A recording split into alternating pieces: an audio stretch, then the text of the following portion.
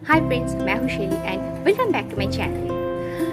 Newborn baby जब घर में आते हैं हम लोग तो बहुत खुश होते हैं और साथ ही साथ मन में बहुत सारे टेंशन रहती है। क्या हम बेबी का ध्यान अच्छे से रख पाएंगे, क्या उसे कुछ प्रॉब्लम तो नहीं होगी, ऐसे बहुत सारी चिंताएं हमारे मन में होती है। तो मतलब कितनी भी चाहे प्लानिंग पहले से करके रखो, आप कुछ ना कुछ तो नया वाला एक्सपीरियंस करने को मिलता ही है, क्योंकि हर बच्चा ना अलग होता है। तो वैसा मुझे भी कुछ एक्सपीरियंस करने में मिला है, तो आज मैं वीडियो में ना आप लोगों के साथ वो शेयर कर रही हूँ। तो बिना देर के शुरू करते हैं आज की वीडियो।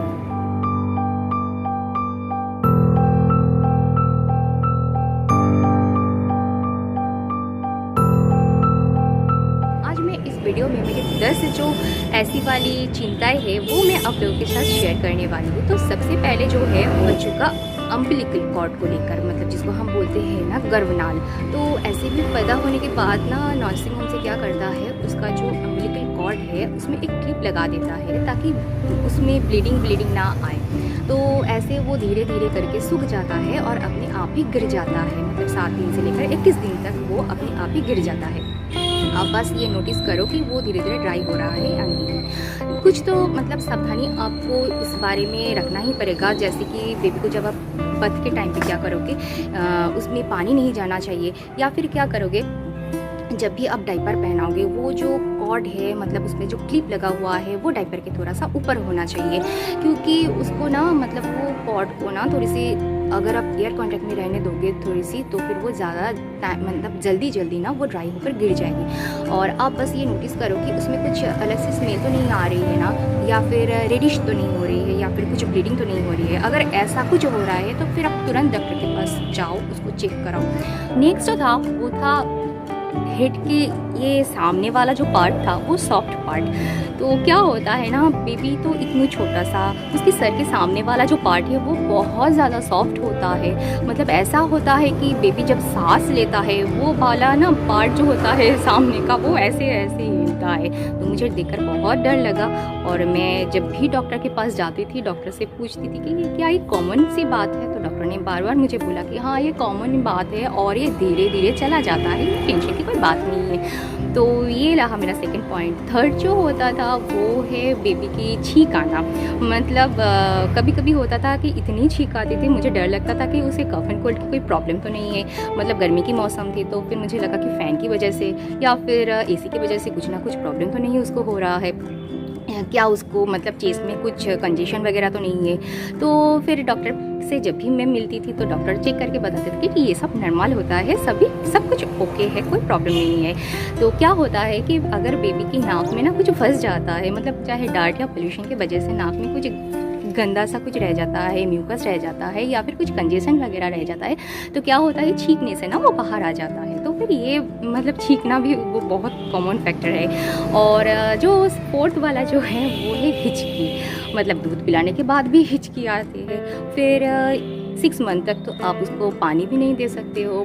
तो सोचो हम बड़े को भी अगर हिचकी आती है तो कितना ज़्यादा हमें परेशानी होती है, तो फिर वो छोटा सा एक बच्चा है उसको हिचकी आने में कितना ज़्यादा परेशान होती होगी। तो मतलब फिर वो भी एक कॉमन बात है। क्या होता है ना, बेबी छोटा है तो उसका डाइजेस्टिव जो सिस्टम हो वो धीरे धीरे ग्रो करता है। तो हिचकी आना एक सिंबल है कि हाँ वो सही से उसका सिस्टम ग्रो कर रहा है। और मम्मी दादी ये सब बोलते हैं कि हिचकी आने से ना बच्चों के पेट का जो पेट है वो बड़ा होता है ताकि वो ज़्यादा से ज़्यादा खाना खा सके। तो ये भी एक कॉमन सी बात है। नेक्स्ट जो पॉइंट है वो है ड्राई स्किन। क्या हुआ था ना, दिवांश की जो बॉडी का जो स्किन था वो एकदम नॉर्मल था, बट हेड का जो मतलब स्किन है वो ना बहुत ज़्यादा ड्राई था। और जब भी मतलब नहाने के बाद अब कपड़ों से उसको पोंछ रही थी वह कुछ भी करती थी ना, वो धीरे धीरे वो स्किन तो हट ही रहा था और साथ ही साथ उसका बाल भी झड़ रहा था। जी हाँ, बर्थ के टाइम पे जितना भी बाल आए थे ना सब वो धीरे धीरे झड़ रहा था। तो मुझे एक टाइम ऐसा लगा कि मेरा बच्चा क्या गंजा हो जाएगा, क्या ऐसा ही हो जाएगा, उसका बाल नहीं निकलेगा। तो डॉक्टर ने बोला नहीं ये कॉमन बात है, बर्थ के टाइम पे जो बाल आती है किसी किसी बच्चों में ये होता है कि वो बाल झड़ जाते हैं और वापस आ जाते हैं। बट अभी देखती हूँ मैं दीपांश को तो फिर उसका बाल मतलब घने काले जो बाल है वैसा वाला बाल पूरा ठीक ठाक ही अभी है। तो फिर मुझे बहुत हंसी आती थी उस पॉइंट पे। नेक्स्ट वाला जो पॉइंट है वो है कॉलिक पेन। क्या हुआ ना, मतलब बेबी छोटे से बेबी है, उसका कोई एक्टिविटी नहीं है, ना तो वो बॉडी को हिला पाता है ठीक से, ना उसका सर गर्दन हिला पाता है ठीक से। तो क्या होता है ना, दिन भर सोता रहता है और दूध पीता रहता है। ऐसा करते करते ना रात के टाइम पे ज़्यादा से ज़्यादा देखा जाता है कि उसके पेट में गैस फॉर्म हो जाता है और उसको बहुत ज़्यादा पेन होती है। तो ये भी एक कॉमन फैक्टर है। इसके लिए कॉलिकेट बोलकर एक मेडिसिन आते हैं, डॉक्टर इसका डोज भी दे देते हैं। जब भी उसको ऐसा वाला पेन आता है ना, वो वाला डोज देने से ना, मेडिसिन देने से उसको तुरंत आराम भी मिलती है और वो अच्छे से सो भी जाता है। तो ये वाला जो दवाई है ये मुझे कई बार यूज़ करना पड़ा था। तो आपको कैसे पता चलेगा कि उसको मतलब भूख की वजह से बेबी रो रहा है या पेन की वजह से रो रहा है? अब जब देखोगे कि बेबी को दूध पिला रहे हो, फिर भी 10 मिनट के अंदर अंदर बेबी फिर से रो रहा है, आप फिर से ट्राई कर रहे हो दूध पिलाने की, वो दूध नहीं पी रहा है और फिर भी वो रोए जा रहा है, तो आप ये एक बात नोटिस करोगे कि बेबी ना वो थोड़ा सा सर को क्या करते हैं, पैर को ऐसे ना बेंड करके मतलब कुछ साइन सा देते हैं। अब बस नोटिस करो कि वो वाला साइन बेबी दे रहा है नहीं, तो तभी आपको पता चलेगा कि ये उसका मतलब गैस की वजह से उसका पेन है। तो आप तुरंत उसको मतलब मेडिसिन की डोज दे दो, या तो फिर जो होम रेमेडी है वो आप अप्लाई कर सकते हो। नेक्स्ट जो आता है वो है ढकार लेना।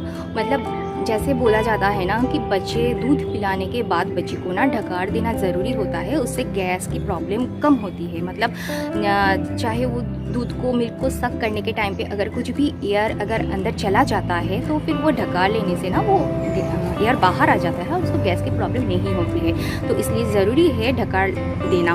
बट कभी कभी क्या होता है ना, बच्चा छोटा है, अब ट्राई कर रहे हो कि ढकार नहीं ले रहा है, मतलब दिवांशु कभी भी नहीं लेता था, तो फिर डॉक्टर ने मुझे बोला था कि आप ऐसे पीठ में लेकर बच्चे को ऐसे थपथपा के ना अब 5 या 10 मिनट तक ऐसे थपथपाओ, तो इससे भी वो सेम ही काम करता है। चाहे बच्चा ढकार ले या ना ले, तो अब ऐसा वाला काम करो 5 या 10 मिनट तक। अब नेक्स्ट जो है वो है डायपर रैशेस। डायपर रैशेस के ऊपर मैं ऑलरेडी एक वीडियो बना चुकी हूँ, अगर आप वो वीडियो चेक करना चाहते हो तो मैं ऊपर लिंक दे दूँगी, आप वीडियो वहाँ से चेकआउट कर सकते हो।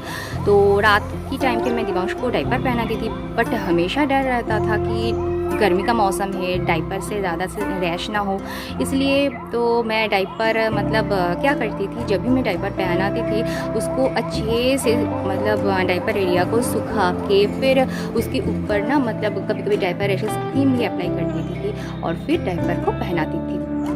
नेक्स्ट जो प्रॉब्लम आती है, मतलब नेक्स्ट जो हमें चिंताएं होती है वो है बर्थ रिलेटेड। तो नहलाने के टाइम पे आप ये ध्यान दो कि बेबी की कान में ना पानी ना चला जाए, धीरे धीरे करके उसको नहलाओ, जिसकी उसकी मतलब सर को पहले से उसको पानी से ठीक से उसको धो दो, फिर उसके बाद उसकी बॉडी को साफ करो, तो ताकि ऐसे उसके कान में ना वो पानी ना चला जाए। इस बात की आप ज़रूर ध्यान रखो। नेक्स्ट जो आता है वो है सुसु या पॉटी को रिलेटेड। मतलब सुसु तो बच्चा नोटिस करो कि दिन में 8 से ज़्यादा बार उसको सुसु करना ज़रूरी है। अगर नहीं होता है तो आप डॉक्टर से कांटेक्ट करो।